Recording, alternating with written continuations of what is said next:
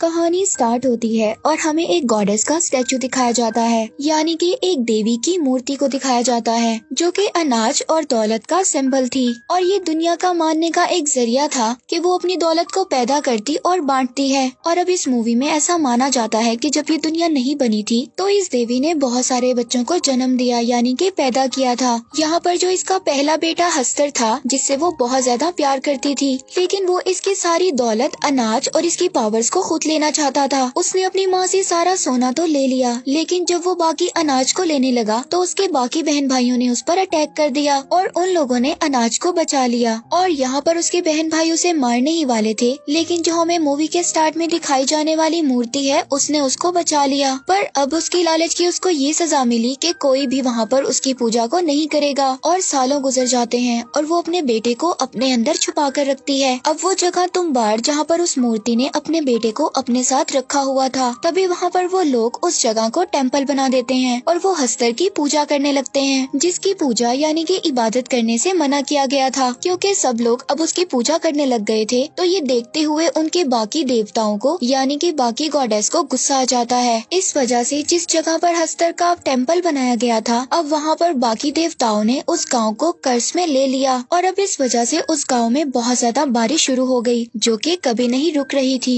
और अब काफी साल गुजर जाने के बाद हमें इस गांव तुम्बाड़ में एक औरत को दिखाया जाता है। अब वो औरत एक सरकार के बाड़े में आती है और यहाँ पर एक ही पंडित जिंदा था जिसका नाम था सरकार, इसीलिए इस जगह को सरकार का बाड़ा कहा जाता था। यहाँ पर आकर वो सरकार से गोल्ड का कॉइन मांगती है, लेकिन सरकार उसको जवाब देता है कि ये कॉइन ऐसे नहीं मिलता, इसके लिए कुछ न कुछ करना पड़ता है। इसके बाद सीन शिफ्ट होता है उस औरत के दोनों बेटों की तरफ। इसके बड़े बेटे का नाम विनायक राव और छोटे बेटे का नाम सदाशिव राव था और यहाँ पर दोनों बेटे अपनी माँ का इंतजार कर रहे होते हैं क्योंकि वो रोजाना उस सरकार के पास जाया करती थी और आज वो काफी ज्यादा लेट हो गई थी। और यहाँ पर इसके दोनों बेटे आपस में बात करते हैं कि दादी को खाना कौन देगा। बेसिकली इनके घर में एक बुढ़ी औरत रहती है जिसको ये सब लोग दादी कहते थे और उस दादी की एज बहुत ज्यादा थी और उनकी पूरी बॉडी बुरी तरह से खराब हो चुकी थी। इसके बाद उसके दोनों बेटे दरवाजा खोलकर घर के अंदर आ जाते हैं और थोड़ी ही देर बाद उनकी माँ भी आ जाती है। तभी उसका बेटा अपनी माँ से पूछता है कि क्या आपको गोल्ड का कॉइन मिला है। यहाँ पर सीन शिफ्ट होता है और उन सबको पता चलता है कि सरकार की डेथ हो गई है। वो लोग उस सरकार का फ्यूनरल करते हैं। इसके बाद वो औरत अपने बेटों से कहती है कि वो लोग यहाँ पर नहीं रहेंगे। तो आप सभी लोग जानते हैं कि ये कहानी हमें बहुत ही पुरानी दिखाई गई है। उस वक्त में गाड़ी या मोटरसाइकिल नहीं हुआ करते थे, तभी ये औरत अपने बेटों को दूसरे शहर जाने का कहती है। इसके बाद सीन शिफ्ट होता है और हमें दिखाया जाता है कि उसका एक बेटा दरख्त की टहनी पर बैठा हुआ था, तभी वो अचानक वहाँ से गिर जाता है और बहुत ज्यादा जख्मी हो जाता है। तभी उसका दूसरा भाई विनायक राव अपनी माँ को बुलाने के लिए जाता है और उसकी माँ उसको वैद्य के पास लेकर चली जाती है। तभी उसका बेटा विनायक राव उससे पूछता है कि अगर दादी को भूख लगे तो मैं उसको क्या कहूँ। तभी विनायक राव की माँ उसको कहती है कि उसको खाना दे देना और अगर इससे ज्यादा वो तंग करे तो उसको कह देना दादी सो जा वरना हंसकर आ जाएगा। और इसके बाद सेम ऐसे ही होता है और फिर अचानक से उसकी दादी उसको कहती है कि क्या तुम्हें खजाना चाहिए। तभी विनायक लालच में आकर उसके दरवाजे के पास चला जाता है कि शायद दादी खजाने का रास्ता बता दे। जब विनायक अंदर आता है तो दादी उसको कहती है कि सरकार के बाड़े में खजाना है। इससे पहले विनायक कुछ और पूछता दादी उस पर अटैक कर देती है और दादी उसको पकड़कर मारने लगती है और कहती है कि आज मैं तुम्हें खा जाऊंगी। और विनायक यहाँ पर उस नाम को याद करने की बहुत कोशिश करता है जो उसकी माँ उसको बता कर गई थी और दादी विनायक को खींचकर उसकी गर्दन काटने के लिए उसको अंदर ले जाती है। और फाइनली यहाँ पर विनायक को वो वर्ड याद आ जाता है जो उसकी माँ कहकर गई थी, सो जा दादी नहीं तो हंसकर आ जाएगा। और ये सुनते ही दादी सो जाती है और तभी वहाँ पर विनायक की माँ भी आ जाती है। विनायक अपनी माँ से अपने भाई के बारे में पूछता है और उसकी माँ कुछ नहीं बताती क्योंकि विनायक का भाई मर चुका था। और उसकी माँ अब उसको कहती है कि हमें यहाँ से फौरन निकलना होगा। और सुबह होते ही ये लोग एक बोट में बैठकर दूसरे शहर के लिए रवाना हो जाते हैं। और अब विनायक फिर से अपनी माँ से उस गोल्ड कॉइन के बारे में पूछता पहुंचता है। तभी उसकी माँ विनायक को एक गोल्ड कॉइन दे देती और विनायक अपनी माँ से कहता है कि अगर हम दादी को खाना नहीं देंगे तो वो ऐसे ही शायद भूखा रहकर हमें खजाने के बारे में बता दें। लेकिन उसकी माँ यहाँ पर उसको चुप करवा देती है और अपनी कसम देती है कि वो आज के बाद इस तुम्बाड़ गाँव में नहीं आएगा। शायद उसकी माँ ने अपने बेटे को खोकर अपनी लालच का सबक सीख लिया था। इसके बाद हमें 15 साल बाद का सीन दिखाया जाता है, जहाँ पर हम ये देखते हैं कि विनायक अब बड़ा हो गया था और वो दोबारा से तुम्बाड़ गाँव में आता है, क्योंकि शायद आज भी उसके दिल में इस बात का लालच था जिस खजाने के बारे में उसकी दादी ने उसको बताया था। इसीलिए वो सबसे पहले अपने घर आता है और देखता है कि दादी आज भी जिंदा हैं, लेकिन उनसे एक बहुत ही बड़ा दरख्त बन गया है। और विनायक फिर से अपनी दादी से उस खजाने के बारे में पूछता है और वो कहता है कि दादी अगर आप मुझे खजाने के बारे में बता दें तो वो खजाना हम दोनों आपस में बांट लेंगे। उसकी दादी उसको कहती है कि अब मुझे कुछ भी नहीं चाहिए और अब मैं और ज्यादा जीना नहीं चाहती। तर अपनी दादी से डील करता है कि आप मुझे खजाने के बारे में बता दें और मैं आपको आपकी जान से आजाद कर दूंगा। तभी उसकी दादी उसको बताती है कि कई साल पहले की बात ही है कि मैं कुएं में उतरने में माहिर थी और अब फाइनली विनायक को पता चल जाता है कि खजाना कुएं में है और अब वो उस जगह का भी पता लगा लेता है कि जिस जगह पर वो कुआं था और वो उस कुएं में उतरने की प्रैक्टिस भी कर लेता है। लेकिन वहाँ से खजाना कैसे लाना है ये बात उसको अभी भी पता नहीं चलती। और फिर विनायक दोबारा दादी के पास आता है और दादी उसको सारा राज बता देती है। इसके बाद विनायक दादी समेत अपने घर को आग लगा देता है क्योंकि उसने दादी से वादा किया था। और अब जब वो एक गोल्ड की कॉइन को लेकर अपने घर वापस आता है तो देखता है कि उसकी बीवी ने एक छोटा सा कारोबार शुरू किया है। वो अनाज पीस कर बेचती है और यहाँ पर विनायक अपनी बीवी को कहता है कि मैं तुम्हें रानी बना दूंगा।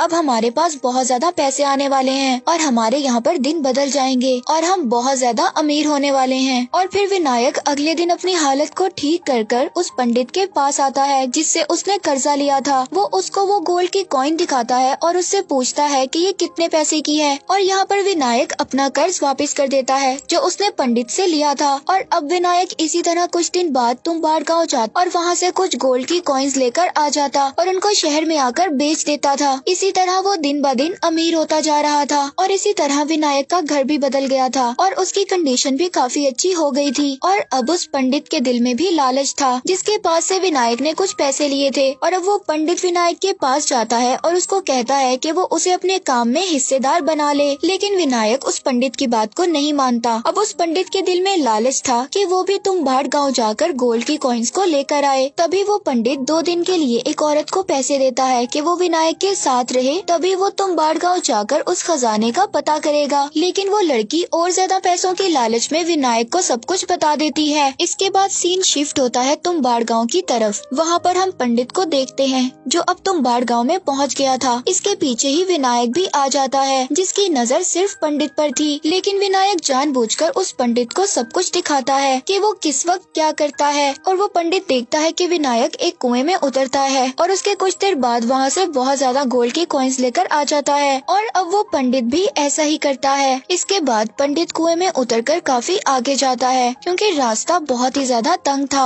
और इस कुएं की दीवारें रेड कलर की थी और यहाँ पर साफ महसूस हो रहा था कि कोई सांस ले रहा है। और यहाँ पर पंडित एक छोटे से ट्रंक को देखता है। जब वो खोलता है तो उसमें एक छोटी सी आटे की गुड़िया निकलती है। वो जब उस गुड़िया को पकड़ता है तो तभी हस्तर को अनाज की खुशबू आ जाती है। अब वो हंसकर उस गुड़िया के साथ ही पंडित को भी खा जाता है। इसके थोड़ी देर बाद ही वहाँ पर विनायक आ जाता है और वो देखता है कि पंडित का भी वही हाल था जो उसकी दादी का था। लेकिन पंडित ने कभी शायद विनायक की मदद की थी, इसीलिए वो उसकी मदद करता है और उसको उसकी जान से आजाद कर देता है क्योंकि शायद वो बहुत ज्यादा दुख में था। बेसिकली यहाँ पर एक वरदान था क्योंकि इंसान कभी भी हमेशा जिंदा नहीं रह सकता। लेकिन हस्तर का ये कर्ज था कि कोई भी जब उसकी जगह पर आएगा या वो उसको काट लेगा तो वो इंसान हमेशा के लिए जिंदा हो जाएगा। लेकिन हमेशा जिंदा रहने के साथ ही उस इंसान की बॉडी पूरी तरह से खराब हो जाएगी, जैसे कि हमें स्टार्ट में दादी की बॉडी को दिखाया गया था या फिर अब इस पंडित की बॉडी को दिखाया गया है। इसके बाद आगे कहानी शिफ्ट होती है कुछ साल बाद। हम यहाँ पर देखते हैं कि विनायक का एक बड़ा बेटा है जिसका एक पाँव खराब था और विनायक अपने ही घर में अपने बेटे को एक छोटा सा वर्क स्टेशन बना कर देता है जहाँ पर वो कुएं में नीचे उतरने की प्रैक्टिस करता है और रोज रोजाना इस बात को नोट करता है कि उसने ये काम कितने सेकंड या कितने वक्त में पूरा किया।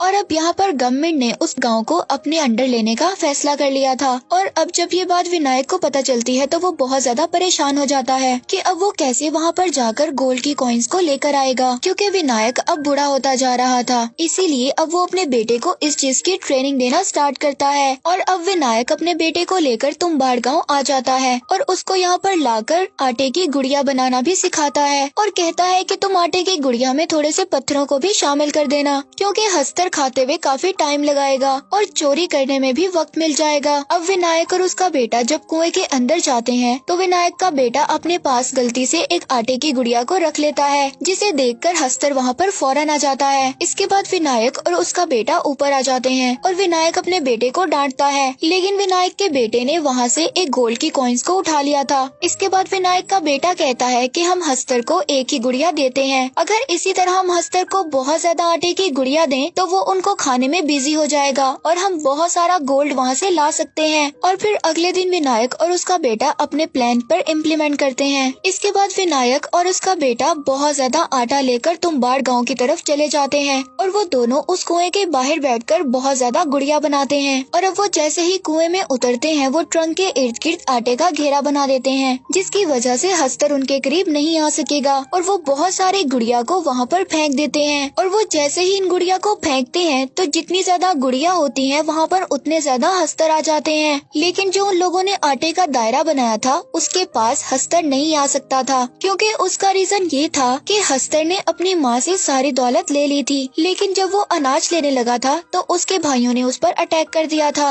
और उसके ऊपर इस बात का कर्ज था कि वो अनाज को अपने हाथों से नहीं ले सकता। तो यहाँ पर तो अनाज हस्तर को इंसान खुद दे रहे थे, तो वो इतने साल के बाद उस अनाज को क्यों ना खाता, और इसी वजह से वो उस दायरे को पार नहीं कर सकता था। और अब काफी रात हो चुकी थी। विनायक और उसका बेटा उसी दायरे में बैठ वो इस बात का इंतजार कर रहे थे कि जैसे ही गुड़िया खत्म हो हस्तर की तादाद भी खत्म हो जाएगी, लेकिन उनके पास एक और बड़ी गुड़िया पड़ी थी। अब विनायक उस बड़ी गुड़िया से छोटी छोटी गुड़िया बनाकर अपनी बॉडी पर बांध लेता है, क्योंकि यहाँ पर दोनों में से एक का सेक्रीफाइस करना जरूरी था। तो विनायक इसीलिए अपने आप को सेक्रीफाइस कर देता है और अपने बेटे को बचा लेता है। और अब वो खुद ब खुद उस कुएं से बाहर आ गया था। तो जैसे ही हस्तर विनायक के पीछे जाते हैं और इस घेरे से टच होकर सभी हस्तर मर जाते हैं और फाइनली ऐसा मोमेंट आता है कि यहाँ पर सभी हस्तर खत्म हो गए थे और अब विनायक का बेटा भी उस कुएं से बाहर आ जाता है। और फिर जब वो कुएं से आकर अपने फादर को देखता है और अब विनायक की भी वही हालत हो चुकी थी